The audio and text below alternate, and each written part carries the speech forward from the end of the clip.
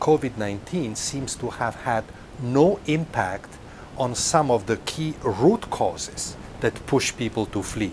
War, violence, discrimination, they have continued no matter what throughout the pandemic. This is why the report, this year's report, which applies to 2020, indicates a further increase. We went from 79.5 million refugees and displaced in the previous report to 82.4 million this time round, an increase of 3 million.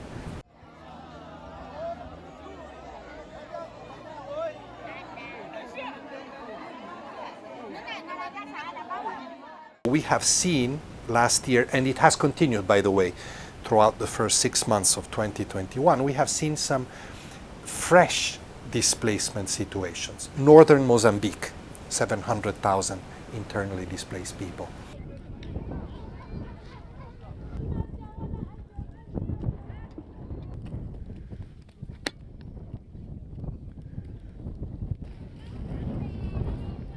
In the Sahel, where we estimate there's about 3 million people, refugees or displaced, of whom 750,000 under this report alone, so 2020.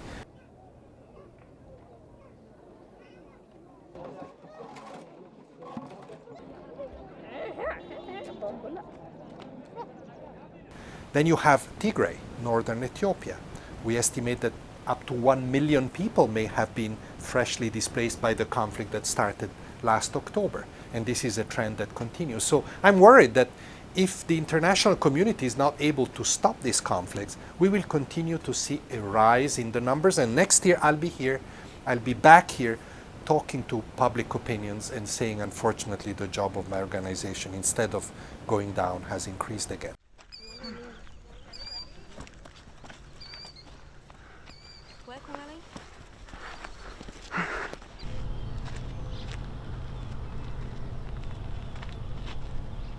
It's a colossal challenge.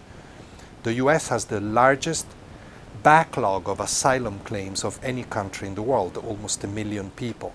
So to manage that will require massive investments, but I am encouraged by what I heard also in Washington in my visit, by the Secretary of Homeland Security and by other important political leaders.